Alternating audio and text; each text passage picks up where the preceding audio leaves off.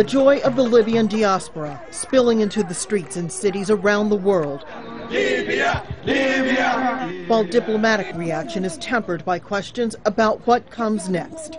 U.S. President Barack Obama called on the Libyan people to avoid the temptation of vengeance. The rights of all Libyans must be respected.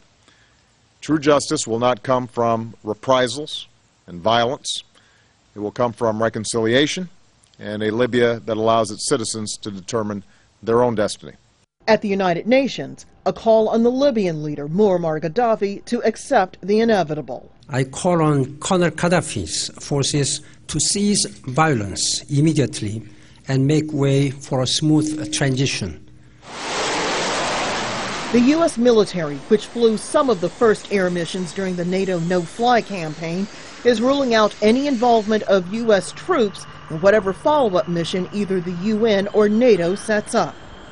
Meantime, the Arab League Secretary General Nabil el-Arabi threw his support behind both the rebel forces and the NTC on Monday. Both the leaders of France and Italy extended invitations to the NTC leadership to visit their capitals this week to discuss future cooperation. And the World Bank said it is prepared to offer NTC officials guidance as they try to rebuild the economy. As for whether Gaddafi and his regime should be held accountable for alleged crimes against humanity, the ICC says it's prepared to move ahead. Much needs to be resolved in the coming days. An end to the fighting, a political transition for the NTC and other players, and most important, the locating of Muammar Gaddafi and an agreement on his fate. Rosiland, Al Jazeera, Washington.